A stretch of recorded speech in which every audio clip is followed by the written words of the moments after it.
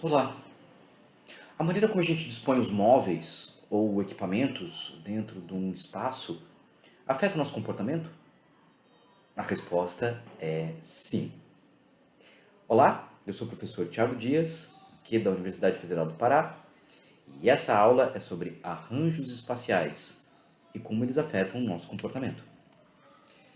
A maneira como é que a gente distribui ou estabelece aonde devem estar os móveis e equipamentos, aonde eles devem estar distribuídos e posicionados, de fato, afeta a forma como a gente se comporta, né?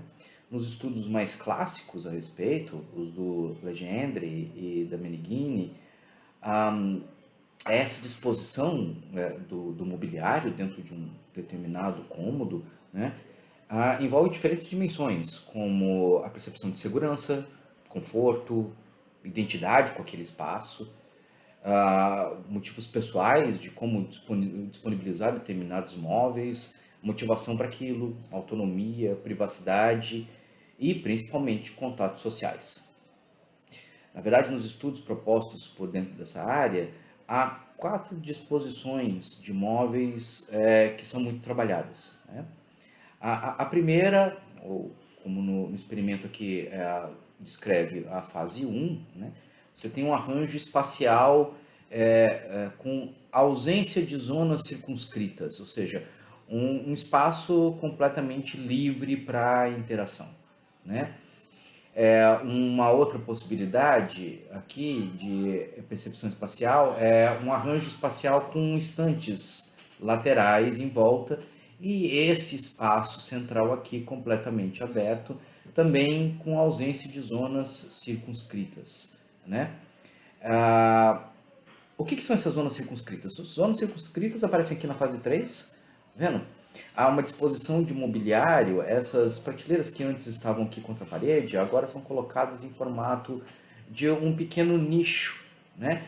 Que são baixas o suficientes para estabelecer um contato visual em toda a sala, mas de alguma forma estabelece uma zona circunscrita aqui bem estabelecida, né? A última manipulação feita dentro desse experimento é uma zona circunscrita, né?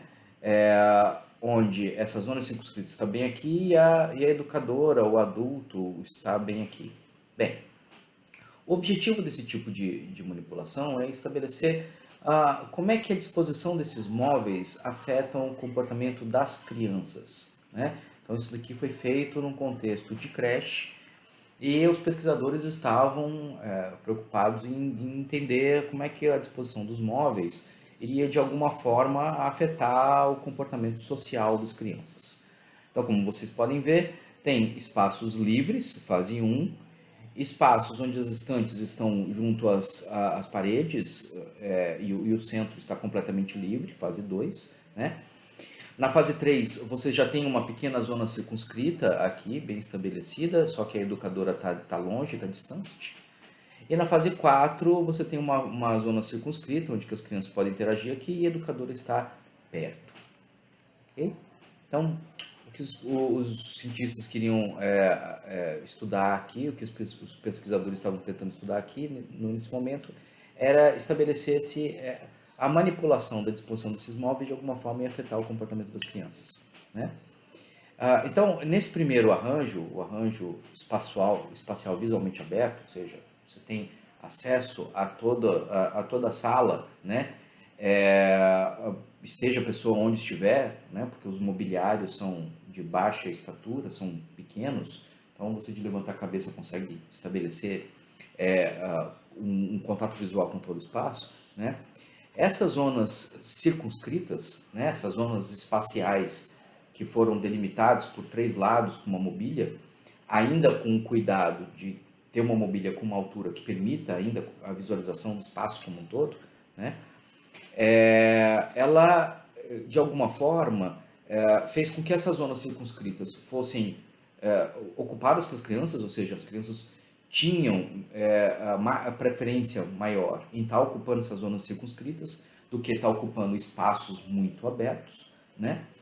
E houve uma percepção muito grande de uma frequência, uma interação positiva entre as crianças nesses pequenos espaços circunscritos. Tá? Então, quando você compara espaços abertos com espaços circunscritos, lembrando que os espaços circunscritos são os espaços feitos com móveis de baixa estatura, então a criança tem acesso àquele espaço mais aconchegante, mas ainda assim consegue de levantar a cabeça ver a sala como um todo, né? Esses espaços circunscritos, quando existiam nessas salas, eles era observado uma frequente interação positiva entre as crianças. Tá?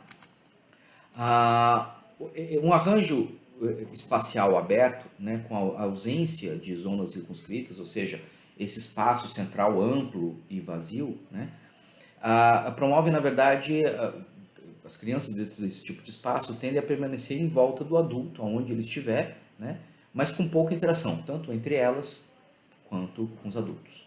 Né. As poucas interações entre as crianças acabam aumentando a frequência de atividades individuais. Então, em espaços abertos, as crianças estavam sempre perto do adulto, seguindo o adulto, mas sempre brincando mais sozinhas. Né? Por fim, um último arranjo que foi feito foi um arranjo espacial visualmente restrito. Né? Então, existiam barreiras físicas altas que dividem um ambiente em dois ou mais subconjuntos, como se fossem tapumes, paredes, né? Ou uma sala, um salão com várias pequenas salas. Né? Novamente, nessa disposição, há pouca interação entre as crianças. Né? Então, esse tipo de experimento aponta que a disposição do mobiliário, sim, afeta o comportamento humano, já em crianças, né? E dependendo de como é que você dispõe esses móveis, você promove maior ou menor interação entre as pessoas.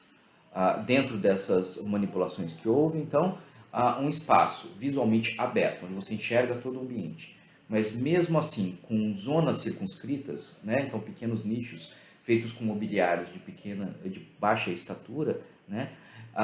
Fazem com que esses nichos sejam muito mais ocupados, preferidos, e haja interação mais positiva dentro deles. É isso. Até a próxima.